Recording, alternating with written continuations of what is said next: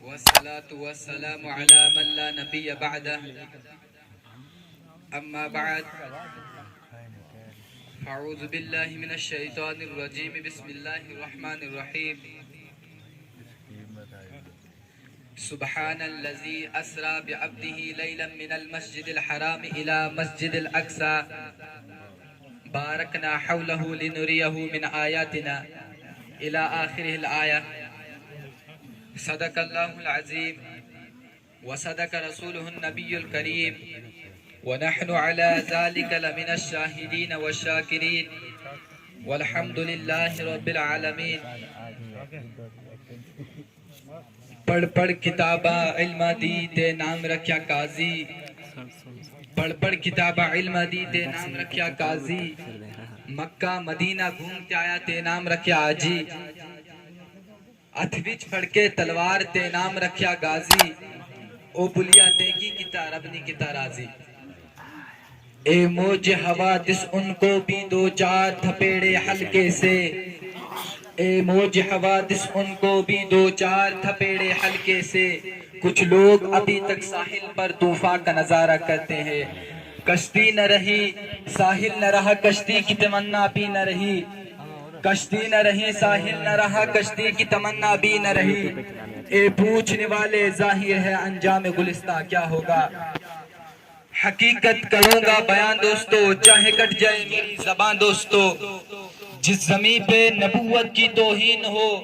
جس زمین پہ نبوت کی توہین ہو گر پڑے نہ کہیں آسماں دوستو اور جو خلاف شریعت ہمیں حکم دے اور جو خلاف شریعت ہمیں حکم دے بدل دیں گے وہ حکمراں دوستو اپنے منزل کی دھن میں رہے غارواں بخاری کا یہ کارواں دوستو میرے محترم بزرگ اور دوستو نور الحق سے معمور اس روح پربزم میں اس ناچیز کو حضور صلی اللہ علیہ وسلم کی سیرت پر حضور صلی اللہ علیہ وسلم کی شان پر حضور صلی اللہ علیہ وسلم کی معجزات پر چند منٹ لب کشائی کرنے کا موقع ملا ہے اور اس عید الاضحیٰ کے مقدس دن میں عید الاضحیٰ کے کچھ اہم مسائل جو آخر میں آپ کے سامنے بیان کروں گا میرے بھائیوں بزرگوں اور دوستو آپ صلی اللہ علیہ وسلم کا پہلا معجزہ آپ صلی اللہ علیہ وسلم کی پہلی شان اتنی نرالی ہے کہتے ہیں لکھنے والے اگر تمام دنیا کے قلم ختم ہو جا سکتے ہیں دنیا کے تمام سمندروں کی سیاہیں بن کر ختم ہو سکتی ہیں دنیا کے تمام درختوں کے پتے لکھ کر ختم ہو سکتے ہیں لیکن میرے نبی کی شان میرے نبی کی سیرت ختم نہیں ہو سکتی میرے محترم بزرگوں اور دوستو سب سے پہلے میں آپ کے سامنے یہ بیان کروں گا آپ کے سامنے یہ بات عرض کروں گا کہ حضور صلی اللہ علیہ وسلم معراج پر کب اور کیسے گئے سب سے پہلے یہ بات سمجھ لو معراج کس کو کہتے ہیں معراج جو ہے عربی زبان کا لفظ ہے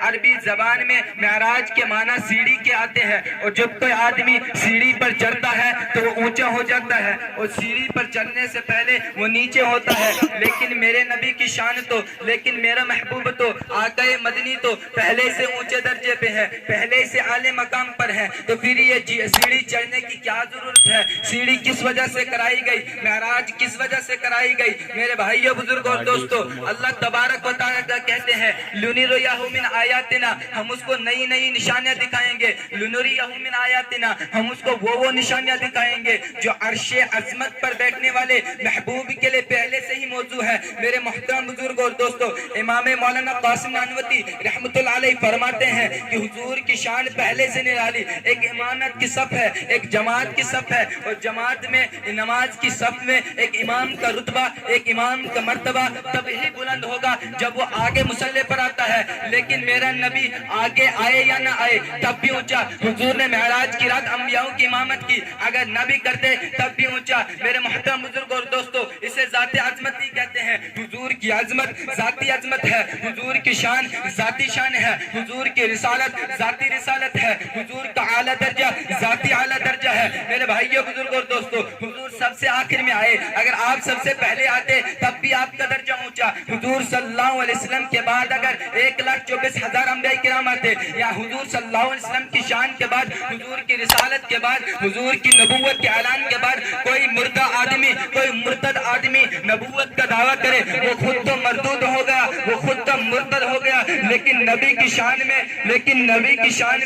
میرے محترم بزرگوں اور دوستوں کوئی کمی نہیں. میں سب سے پہلے آپ صلی اللہ علیہ وسلم کے معجزات کا ذکر کرتا ہوں. آپ کے معجزات 4 ہیں. پہلا معجزہ ختم نبوت کا, دوسرا معجزہ قرآن کا, اور تیسرا معجزہ کیا ہے؟ وہ تیسرا معجزہ حضور کے معراج کا ہے, اور چوتھا معجزہ صحابہ کا وجود کا ہے. میں پہلا معجزہ حضور صلی اللہ علیہ وسلم کی کتاب کے بارے میں کرتا ہوں, کیونکہ میرے محترم بزرگوں اور دوستوں جس طرح خانہ کعبہ کی دیواریں بھی 4 ہیں, حضور صلی اللہ علیہ وسلم کے قریبی دوست بھی 4 ہیں, حضور صلی اللہ علیہ وسلم اور تمام دنیا کے فرشتے بھی سب سے بڑے 4 ہیں. میں آپ کے سامنے ان 4 معجزات کا ذکر کرتا ہوں جو سب سے بڑے حضور کے معجزات ہیں. پہلا معجزہ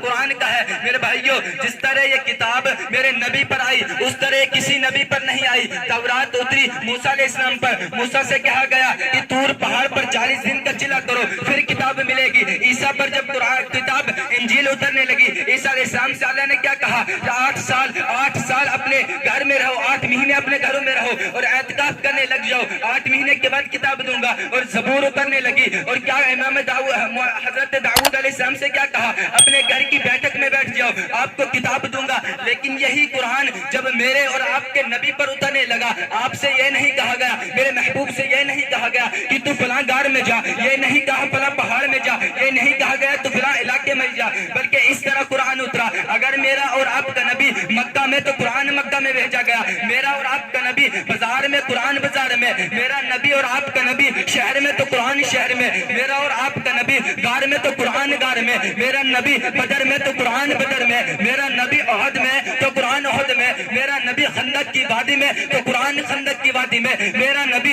حنین کے معرکے میں تو قرآن حنین کے معرکے, میرا نبی ذوالعشیرہ میں تو قرآن ذوالعشیرہ میں. جہاں جہاں میرا نبی جاتا قرآن وہیں جاتا. میرے بھائیوں بزرگوں اور دوستوں, حتیٰ کہ میرا نبی عائشہ کے بستر پر تو قرآن بھی عائشہ کے بستر پر. یہ ہے ختم نبوت, یہ ہے قرآن کا معجزہ. اس طرح کسی نبی پر قرآن نہیں اترا, اس طرح کسی نبی پر کوئی کتاب نہیں اتری جس طرح میرے اور آپ کے محبوب پر اتری. میرے بھائیوں بزرگوں اور دوستوں, اب دوسرا معجزہ کیا ہے؟ دوسرا معجزہ حضور کے ختم نبوت کا ہے. حضور صلی اللہ علیہ وسلم سب سے آخر میں آئے اور حضور کی ذات سب سے نرالی ہو گئی, سب سے اونچی ہو گئی. میرے بھائیوں بزرگوں اور دوستوں, کس لیے سب سے اونچی ہو گئی؟ میرے بھائیوں, حضور فرماتے ہیں کہ ایک محل بن رہا ہے, عالی شان محل بن رہا ہے. اس محل میں ایک اینٹ کی ضرورت ہے, یعنی ایک انبیاء کی ضرورت ہے, ایک نبی کی ضرورت ہے. اور وہ اینٹ حضور صلی اللہ علیہ وسلم کہتے ہیں کہ میں ہوں. وہ اینٹ اس میں لگ گئی, امامت کا سلسلہ ختم, وہ تعمیر مکمل ہو گئی. اب نبوت کہاں سے آئے گی؟ اب نبی کہاں سے آئے گی؟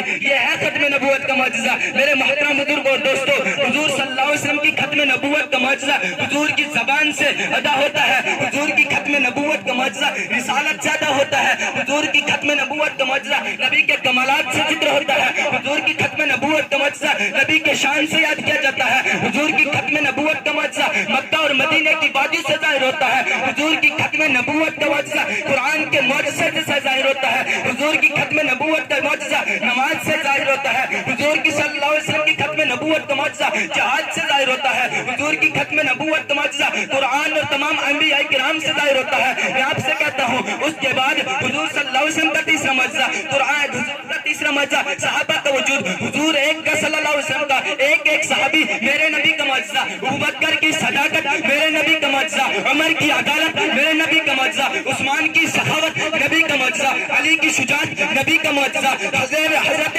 امام ابو العاص کی معجزہ نبی کا معجزہ, حضور صلی اللہ علیہ وسلم کے حضور نواسے حضرت حسین کی شہادت نبی کا معجزہ, خالد بن ولید کا جہاد نبی کا معجزہ, 1,40,000 صحابہ کرام, کم و بیش صحابہ کرام کی صحابیت کا معجزہ نبی کا معجزہ ہے. حضور صلی اللہ علیہ وسلم کے تمام صحابہ کی ایک ادائیں نبی کا معجزہ ہے. حضور کی ذات کتنی نرالی ہے. اگر تم اسی شان کو, اگر تم اسی رسالت کو جسم کی شکل میں دیکھنا چاہتے ہو, اگر تم میرے نبی کی شان کو, میرے نبی کی صداقت کو جسم کی شکل میں دیکھنا چاہتے ہو, تو تم میں کہتا ہوں ابوبکر کی صداقت کو دیکھو. اگر تم میرے نبی کی عدالت کو جسم کی شکل میں دیکھنا چاہتے ہو تو عمر فاروق کو دیکھو. اگر تم میرے نبی کی سخاوت کو جسم کی شکل میں دیکھنا چاہتے ہو تو عثمان غنی کو جا کر دیکھو. اگر تم میرے نبی کی شجاعت کو جسم کی شکل میں دیکھنا چاہتے ہو تو علی مرتضیٰ کو دیکھو، اگر تم میرے نبی کی فتوحات کو دیکھنا چاہتے ہو تو سعد بن ابی وقاص کو، اگر تم میرے نبی کی جہاد کو دیکھنا چاہتے ہو تو حضرت خالد بن ولید کو دیکھو، اگر تم میرے نبی کے حضور صلی اللہ علیہ وسلم کی شہادت کو دیکھنا چاہتے ہو تو حسین رضی اللہ تعالیٰ عنہ کو دیکھو، اگر تم میرے نبی کے ذات التقویٰ کو دیکھنا چاہتے ہو تو میرے نبی صلی اللہ علیہ وسلم کے پیارے صحابہ حضرت ابو ذر کو دیکھو، اگر حضور صلی اللہ علیہ وسلم کے ترک دنیا کو جسم کی شکل میں دیکھنا چاہتے ہو تو میں تم سے کہتا ہوں سلمان فارسی کو جا کر دیکھو، حضور کے ایک ایک صحابی کا وجود حضور صلی اللہ علیہ وسلم کا معجزہ ہے، حضور صلی اللہ علیہ وسلم پہ اعلیٰ درجہ صحابہ کے وجود ہی سے بنتا ہے، حضور صلی اللہ علیہ وسلم کی کتنی ذات نرالی ہے۔ اب چوتھا معجزہ معراج کا معجزہ ہے، آخری معجزہ ذکر کر ٹائم کی قلت کی وجہ سے پھر بات ختم کر دیتا ہوں۔ اور چوتھا معجزہ کیا؟ معراج کا معراج کیوں ہوا؟ معراج ہوا سن 10 نبوی میں، حضور صلی اللہ علیہ وسلم کے نبوت کے 10 سال بعد آپ صلی اللہ علیہ وسلم پریشان ہے، کس وجہ سے پریشان ہے؟ حضور صلی اللہ علیہ وسلم کی بیوی حضرت خدیجہ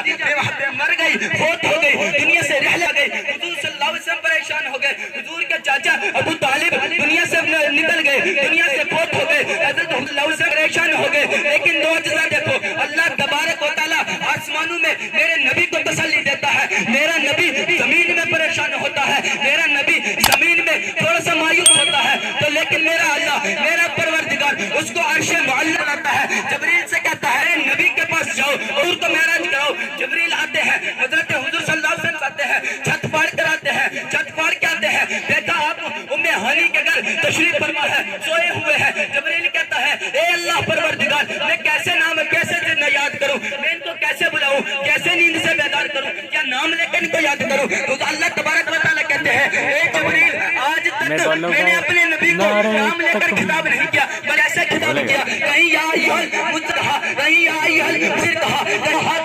کہیں یاسین کہا، کہیں اور کچھ نبی کو مارنا، نبی